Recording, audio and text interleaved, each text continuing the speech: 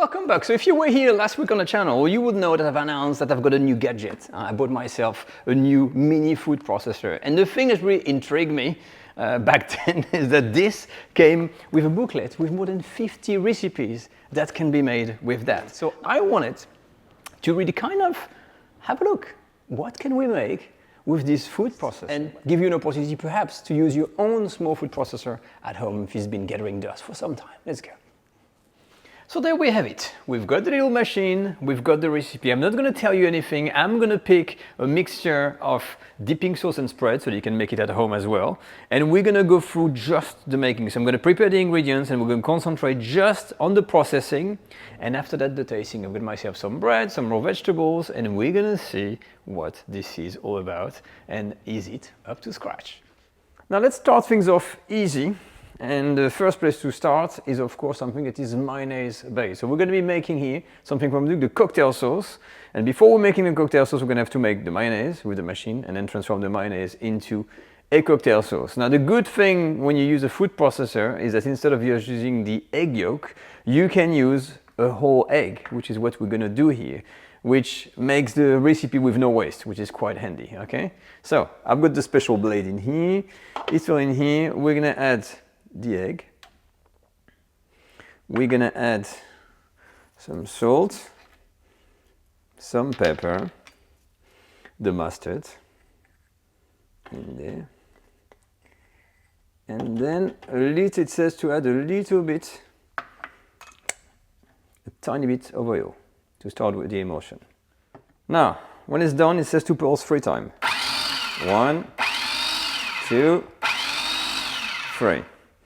When you're done here, I'm going to put a timer on. It says 30 seconds, and we have to pour the oil straight from there. So it's going to be noisy, so I'm not going to keep you on for the whole time, so I'll put a timer there. But basically, you pulse, and you put the oil. All right. So with the camera and holding with one hand, I went over 30 seconds, 48 seconds. Let's have a look. Kind of awkward to have the camera in there, but look, so far, this is the mayonnaise that I've got. It's pretty good. It's pretty good. So that's working. Okay, we got the mayonnaise. Now let's transform this into a cocktail sauce. Now, if you want, you can add a touch of vinegar. So I'm going to do this. They say you can add a little bit of vinegar in there. So I'm going to add it and do 1 or 2 pulses. Now, step number 2, how to transform this into the cocktail sauce. I'm using cognac. Well, the recipe says using cognac. I'm using Hennessy, Tabasco, English sauce, and then tomato ketchup. So there we go. Apparently, you just put all the ingredients in. So I'm putting in the ketchup, English sauce, which is the Worcestershire or whatever you call it sauce, the cognac, and something I did not expect at all, a tablespoon of crème fraîche. Now, that is not normal for a sauce like that. Let me put the lid, and 5 to 6 pulses. 1, 2, a bit pale for my taste, but this is what we've got. Cocktail sauce, great for avocado, with any seafood, with shrimps, with with stick vegetables like carrots, celery, whatever. It's an all-rounder. It's one of my favorite sauce. Okay. Next on the line is the Dijon sauce. It says only ham, grain mustard, and crème fraîche. So it says to cut 2 slices of ham in bits, like this. Sorry, one is escaping on the side. I'm going to put this into the food processor. And all what we need to do is to put the ingredients. So here it says about 1 teaspoon, I'm going to be generous, of grain mustard. And about 2 tablespoons of crème fraîche. 1. Once we're here, apparently 5 to 6 pulses is all you need. 1, 2. So not flawless, maybe my pieces of ham were not small enough when I cut them, but look, this is the consistency, nice texture. It is a dip to have with bread or vegetable as a little starter appetizer, and it looks pretty good. We'll do the tasting later. The asparagus sauce, apparently a dip for asparagus. And the thing I've noticed, some recipes have got a huge amount, like the mayonnaise was a huge bowl. Now this one is tiny. So it says 3 tablespoons of fromage frais, which is typically like a cream cheese, but it has to be runny. So I've mixed crème fraîche with Philadelphia cheese to have the right consistency. It's got 2 tablespoons of orange juice, some apple cider vinegar, think a teaspoon, and just salt and pepper. But this amount is tiny. There's 5 or 6 pearls in here with the emulsifier blade, and what you got here, which is the orange red. Let's have a look. How it goes. Who knows? Actually, it's quite liquid. Hey, so to my surprise, this has actually turned to a small amount, but it is a sauce. It says asparagus sauce. And they say you can add an egg white, which would transform this into what's called our simile of the mousseline sauce, which is this kind of meringue mixed with a kind of sauce like this to make it kind of nice and airy. So on its own, I think it could work, and you could potentially add an egg white, which I haven't tried. But at the end of the day, it works. I will taste it after the end. Now, the last one was not so impressive. Let's go back to something more meaty, shall I say, because this is the tuna rillette. The normal blade, and it says here to use a whole can, so this is about 200 grams of tuna in brine, so it's out of a tin kind of thing. So it's not in oil. Once we're there, we got a teaspoon of olive oil. We've got a teaspoon of mustard. It says chives. It's left to interpretation, so I've got a tablespoon of chive in there. It says about 2 tablespoons of crème fraîche. All right, and to finish, of course, salt and pepper. Now, I know tuna is very dull, so put some salt in there for sure. And a good grind of pepper. And pulse that thing.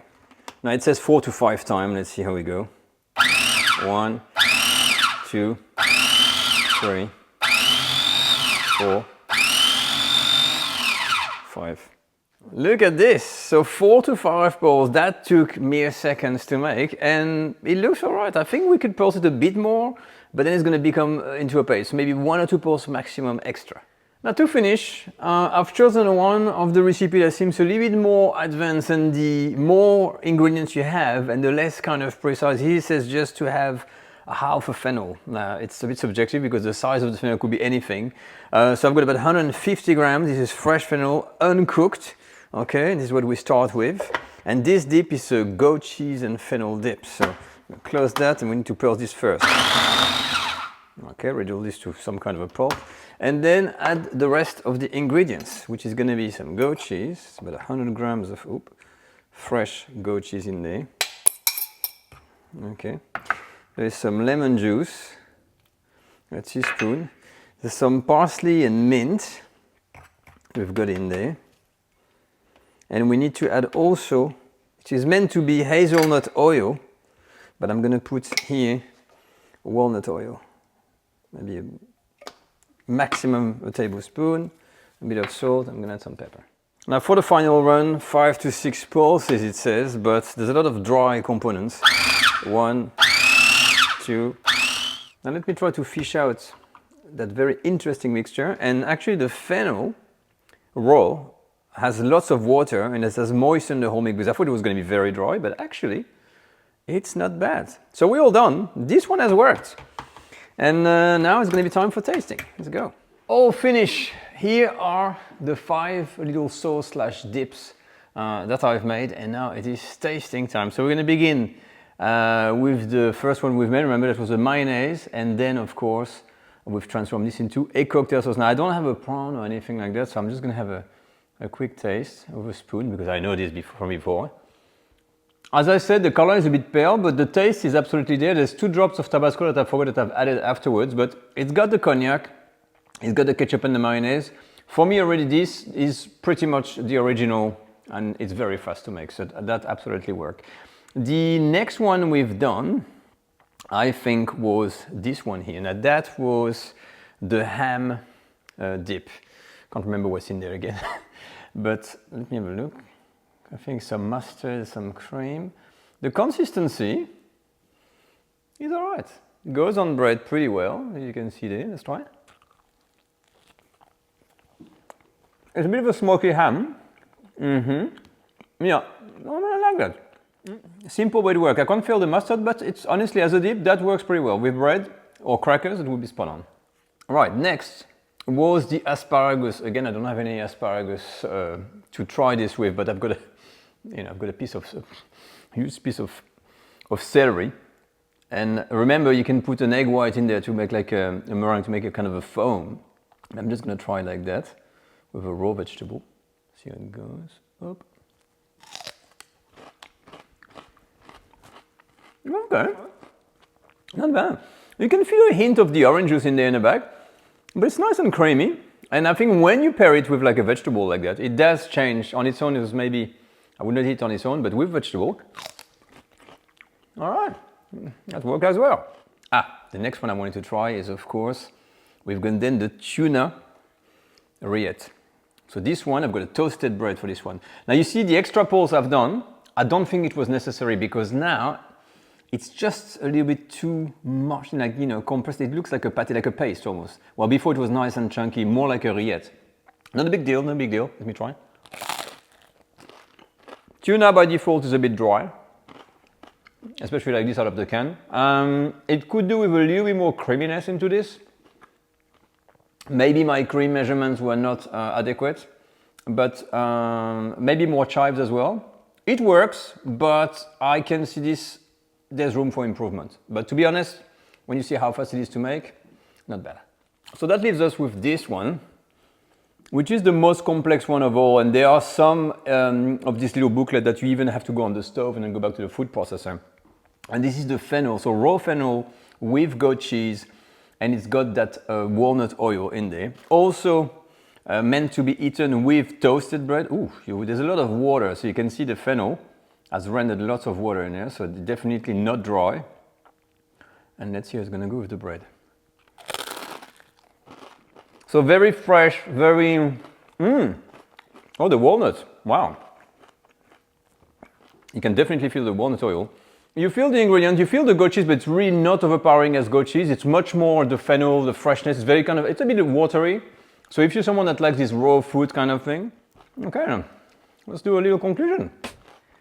Anyway, that's it for this little experiment. I hope it has kind of broadened your horizon in terms of mini food processor. And remember, there was 50 recipes in that booklet, so plenty of things I could try that on. I may use some short format video to post some extra stuff. But for now, I'll leave you with that picture, of course, on the screen. If you have any questions about this, about the food processor, about the whole thing, just use the comment section and tell me about it. I know it was not the standard type of video I'm usually making, but I thought it was really something that I wanted to try, okay? So I'll see you next time for one of our standard cooking videos. Okay, take care, bye-bye.